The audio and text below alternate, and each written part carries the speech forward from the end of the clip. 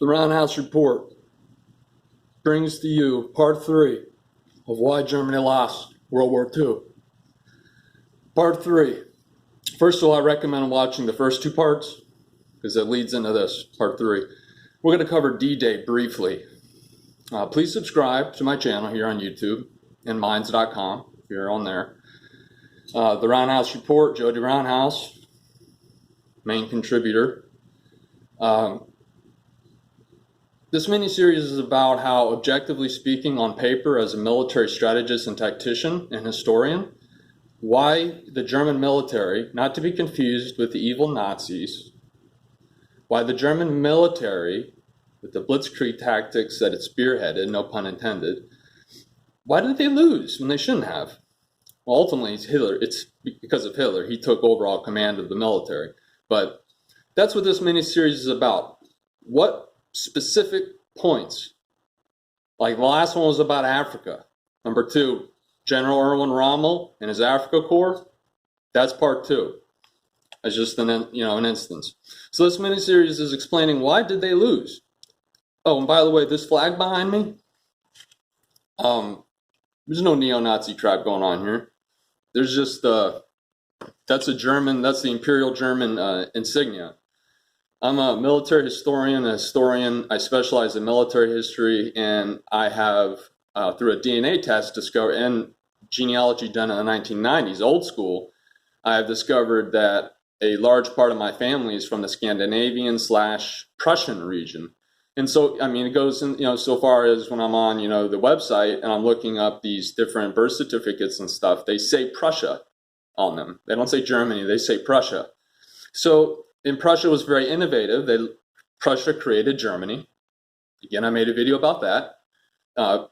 But Prussia/Germany has always been very innovative. Well, not always, but from the Kingdom of Prussia onward, has always been very innovative militarily, technologically, even in terms of society and how civilians, what role civilians should play. Okay, my eyes are not up. I'm not used to being up during the day. Jeez. Okay. So, D-Day, the invasion of Normandy. The Allies in the West, because you had England, France, England and the United States were forming up inside of England. And then on the Eastern Front, you had Russia. And by this time, 1944, Russia was winning on the Eastern Front. They were beginning to maul the Germans up because Hitler had assumed high command and he was making strategic and tactical blunder after blunder. Because he micromanaged from a strategic and a tactical level. So his generals, they're scared to speak up. They don't want to get shot or anything. But they knew that an invasion of mainland Europe was coming. Fortress Europe, the Atlantic Wall. If you want to Google any of these terms, or DuckDuckGo, that's a better search engine. DuckDuckGo, any of these terms. Fortress Europe, the German Wall, or the Atlantic Wall. They all knew, Hitler and his high command generals, and they all knew that the invasion was coming, and they all assumed that it was going to be at Calais. And I think I'm pronouncing that correctly. If you pull up a map really quick on Google as I'm talking, you'll see that Calais in the northeastern part of France, closer toward like the Netherlands. Calais is the closest point between England and the mainland, the continent of Europe. It's the closest point in terms of crossing the English Channel, which is a rough body of water.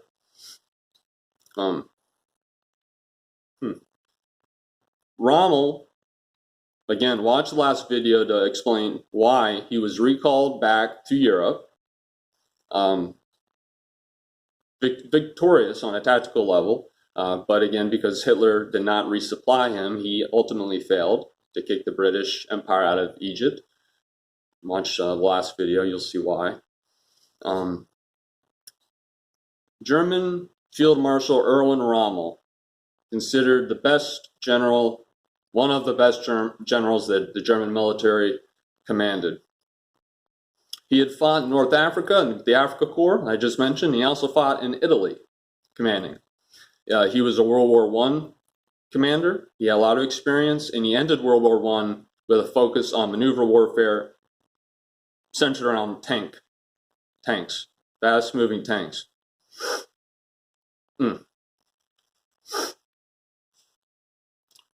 Through his fighting in Africa, Sicily, Italy, through him watching the United States and the English invade, from Operation Torch to the invasion of Sicily to the invasion of Italy proper, Rommel carefully studied. He was a scholarly general, kind of like Mattis, General Mattis in the United States. Rommel was very studious, and he would plan out. And he looked at how we tended to do things in terms of where we chose to land our troops. And he noticed that we tended to choose certain types of elements and certain types of terrain. So while the rest of the German high command, led by with Hitler at the top, they all thought, no, Normandy, no. It's going to be closer inland. It's going to be closer inland so that they can capture Antwerp and immediately have, a major naval supply station. But that's not the case because of the bridges, that the mulberry bridges, the artificial docks that the British came up with.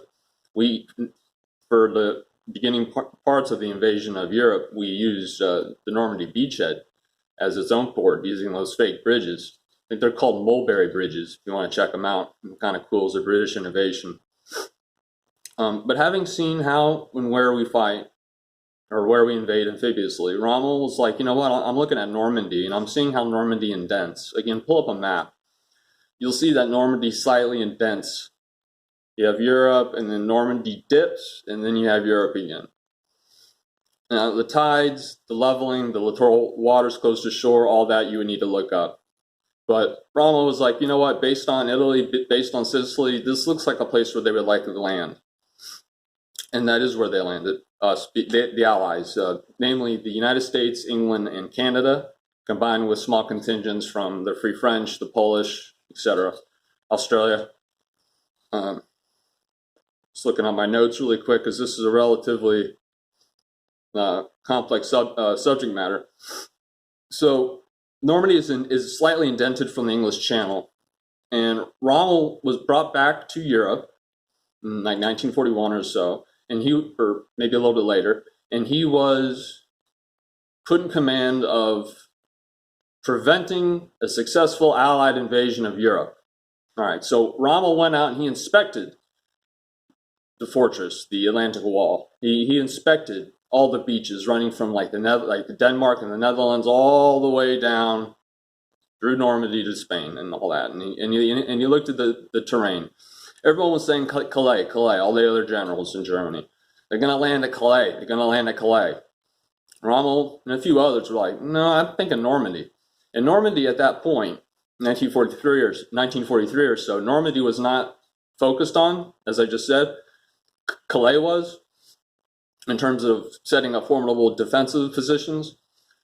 When Rommel observed Normandy, and he saw how crappy it was, they had a lot of auxiliary troops from like Eastern Europe that they had forcibly recruited to fight in Normandy, so not very good troops, like conscripts. They didn't really have any loyalty to Germany. And again, those troops were there just to kind of act as a screening force until the real troops could arrive. They were cannon fodder troops.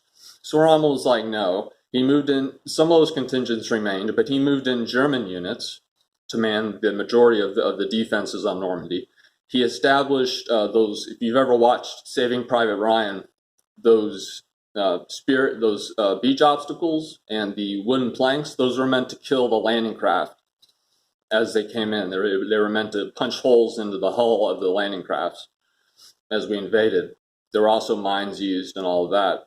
And there were a lot of other fortifications. It's really quite interesting what Rommel did. He dug like he had the local population forcibly dig a little ravine running off of Normandy in order to flood a certain field so as to protect the western flank of France. He really went at it. He was a brilliant general.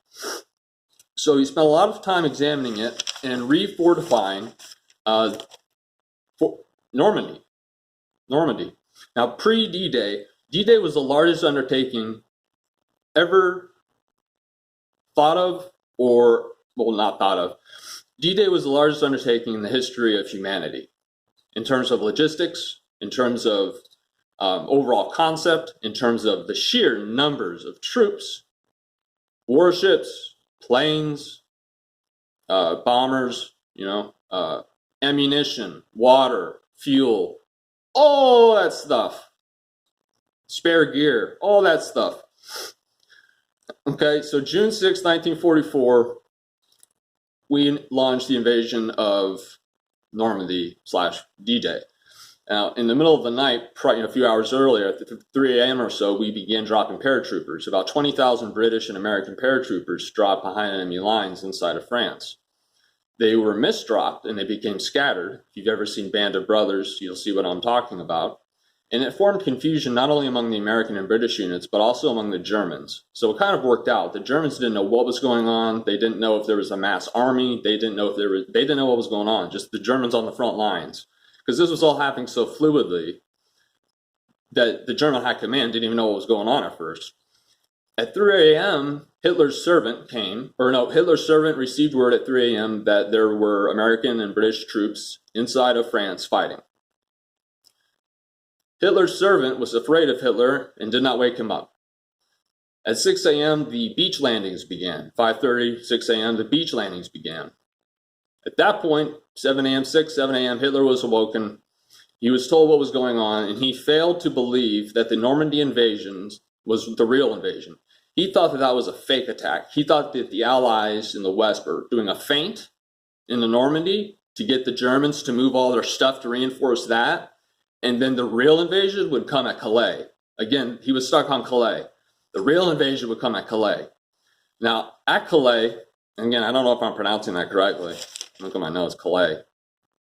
Right around Calais, Hitler had positioned 2 heavy panzer divisions. I believe they may have been SS divisions. Those guys were freaking fanatical. 2 heavy tank divisions he positioned near Calais, the closest point between England and France, spanning the English Channel. Once he got word at 6 or 7 a.m., and he believed it was a feint, the Normandy invasions, his generals were like, I don't think so. This is huge. Because the Normandy invasion involved such a massive force. I mean, 8,000. Sources vary, but 8,000 ships, warships, supply ships, weather balloons, all that, cluttered the English Channel. And it was, like I said before, it's a choppy, stormy body of water. It's 8,000 managed to pack into that little area of Normandy to launch off what they needed to launch off. Just the logistics behind that is amazing. There were 2 heavy panzer divisions that were stationed around Calais, about 100 miles or so from Normandy, northeast of Normandy. Had Hitler, heeding his general's advice, at this point his generals knew what was up, had he moved those 2 heavy panzer divisions toward Normandy immediately, before the Allies had established total supremacy of the air, there's a very good chance that the D-Day forces, the Allies, would have been pushed back into the English Channel, that we would have failed. And in the process, we would have been mauled up. We would have lost a lot of men, many ships, many assets, a lot of stuff, a lot of materiel, just basic stuff, tanks, rifles, ammunition, fuel left on the beaches in this, hurried route to get back, to get away from the Germans, because a heavy tank division is pretty formidable. If you have 2 of them descending upon you before you have established a beachhead, while you are still being fired upon by those pillboxes, you're probably not going to win that one. Because keep in mind, unlike Saving Private Ryan, those beaches, it took the entire day to take those beaches. They were being fired at the entire day. And that's why more than 4,000 Americans, Englishmen, Canadians, no, I think that's just Americans. It may be the entire invasion force, or it may be just the Americans. Over 4,000 dead in one day invading those beaches. If you compare that to the total death figures for the Iraq and Afghanistan wars combined, you'll see the context for where we were at then as a society in terms of how hard we were regarding war, and now as a society regarding how soft we are regarding war. And this is just realpolitik. I'm not trying to be a war hawk, I'm just a realist. War's going to happen. 160,000 troops. The Allies managed to land 160,000 troops into Normandy, mostly American and British, in one day. Using those mulberry bridges and stuff, in one day, 160,000 troops invaded, defeated, established a beachhead, and unloaded 160,000 troops. Plus, you have those 20,000 paratroopers operating behind enemy lines. Still, it took a few days before they began even start figuring things out. Operation Fortitude, that was a deception plan launched to further trick the Germans into believing that Calais was going to be the target. We being the British and the Americans, we had inflatable tanks, inflatable planes, fake aircraft hangars, fake bunkers. We put troops there. We ostensibly had General Patton leading it. It even had a fake newsletter. And this was all to trick the Germans into believing, because that was right across from Calais. That was all a deception plan to further trick them into believing that that is indeed where we were going to land. That was called Operation Fortitude. Very good deception plan. Because the Germans, they all feared Patton. The Germans all feared Patton. They considered him to be they considered Patton to be the Allies' best commander. And they all feared him, so they assumed he would be leading the Omaha or the Normandy invasions. D-Day was ultimately, as you know, successful, and the Normandy beachhead was formed. This is one more reason why Germany lost World War II. This is part 3 of a series. D-Day. D-Day was allowed to happen. Had Hitler listened to his generals, once again, and moved those heavy tank divisions down into Normandy, we most likely would have failed. D-Day would have not happened. The war would have been delayed, postponed. The Allies in the West, the English, the Americans, we wouldn't have known what to do next. What do we do next? We can't do a repeat. What do we do next? We just lost everything pretty much. What do we do next? It would have delayed the war, and it possibly would have prevented a second front in the West from even opening, which would have allowed the Germans in 1944 to focus entirely on the Eastern Front against Russia. Had they been able to do so, and had Hitler let his generals command, like what generals are taught to do, he, in my opinion, would have conquered Russia ultimately. It would have continued to be a long, drawn-out, bloody, grueling fight, but he ultimately would have conquered Russia had he let his generals lead, not him. Because as soon as he began leading, that's when Russia started winning. I'm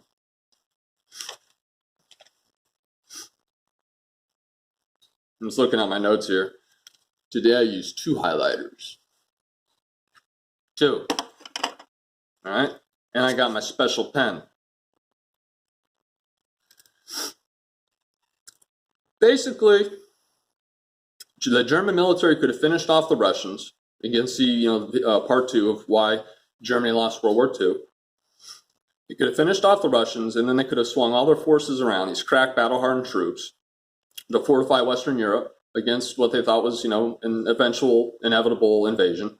They could have resupplied Rommel and the Africa Corps that was being so successful against Britain, Montgomery's army in North Africa. They were getting lit up by Rommel, and then Rommel stopped receiving supplies. So again, see video 2 or part 2. In conclusion, had Hitler listened to his generals, and had he moved those 2 heavy tank divisions toward Normandy immediately before any air supremacy could be established,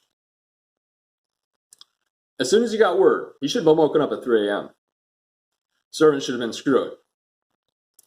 D-Day very well may have failed, which would have potentially led to Germany winning World War II. Because if no Western front is opened, or if another front is not opened until the Eastern Front with Russia was closed successfully on the German side, they very well may have won that. Now again, I'm leading up part 1 to part 2 to part 3.